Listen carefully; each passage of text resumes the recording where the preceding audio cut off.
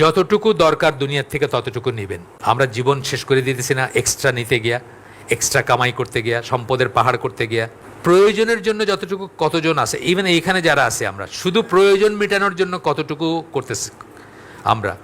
এখানে একজন ভাই আছেন আমাদের, যিনি আমাকে নিজে বলছেন সরকারি চাকরি করেন এবং সরকারি চাকরির ডিউভাবে যে পয়সাটা আছে ওইখান থেকে ওনার কিছু বেঁচে যায়, উল্টা অনেক পয়সা দেয় সরকার তাকে, কিন্তু একসময় এটাকে এনাফ মনে করেন নাই। একসময় মনে হচ্ছে আরও চাই, আরও চাই, আরও চাই। যখন রিয়েলাইজেশন আসছে উনি নিজেকে লিমিটেড করছেন, আলহামদুলিল্লাহ বারাকা আসছে এবং উনি এখন বলতেছেন যে ওনার এখান থেকেও বাঁচে পয়সা। একই কথা আমাকে তালহা ভাই বলে গেছেন, ইসের অ্যাডিশনাল চিফ ইঞ্জিনিয়ার ছিলেন রোডস অ্যান্ড হাইওয়েজের। একেবারে তার পিওনের চেয়েও খারাপ ছিল তার লাইফের মানে স্ট্যান্ডার্ড যদি বলেন আপনি, খাওয়া দাওয়া পড়া তোলা কিছুতে কোনো সমস্যা নাই। তারপরেও তার রোডস অ্যান্ড হাইওয়েজের পিওনেরও হয়তো ওই যে হাসিনার পিওনের যেমন 400 কোটি টাকা, রোডস অ্যান্ড হাইওয়েজের পিওনেরও হয়তো কোটি টাকা আছে আর কি। সেই হিসাবে আমি বলতেছি আর কি।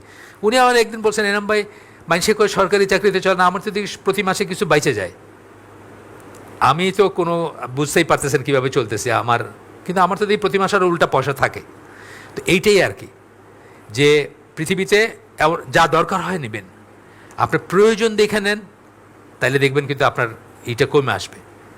আপনার মধ্যবিত্ত যারা আছেন এখানে, আমরা আপনার ড্রয়িং রুমে যান আজকে, নিজের হোক বাপের হোক ভাইয়ের হোক, যেখানে থাকেন আপনি সেখানে যান, ড্রয়িং রুমে তাকায় দেখেন তো একটা জিনিস আপনি বাইর করতে পারবেন না অত্যাবশ্যকীয়। অ্যাভারেজ বাংলাদেশি মধ্যবিত্তের ড্রয়িং রুমে একটা জিনিস বাইর করতে পারবেন না অত্যাবশ্যকীয়, এক্সেপ্ট ফ্যান হয়তো পাইতে পারেন, ফ্যান আর লাইট ছাড়া। আপনার দেখবেন সোফাটা কেনা হয়েছে, দেখতে কেমন লাগবে, আপনার আলমারিটা সাজানো হয়েছে শো পিস দিয়ে, দেখতে কেমন লাগবে। এই প্রত্যেকটা জিনিস বাহুল্য, কিন্তু এটার জন্য আপনি সুদ খাইছেন, নাইলে ঘুষ খাইছেন, নাইলে এক্সট্রা টাইম ওভার টাইম করছেন, বউরে সময় দেন নাই, বউ পরকীয়া করছে, অথবা একটা কিছু মানে অনাচার অবিচারগুলো বলতেছে। আসতেছে কই থেকে? আপনি যতটুকু দরকার তার ভিতর সীমাবদ্ধ করতেছেন না, কিন্তু আপনি আরও চাই, আরও চাই, আরও চাই থেকে আসতেছে। এই জন্য তাদের এই হাদিসটা মনে করা উচিত যে এমনভাবে বসবাস করবেন যেন আপনি একজন আগন্তুক বলছেন অপরিচিত। এটার পিছনে অন্য একটা কারণ আছে, আগন্তুকের একটা হাদিস আসবে পরে আমরা পড়ব।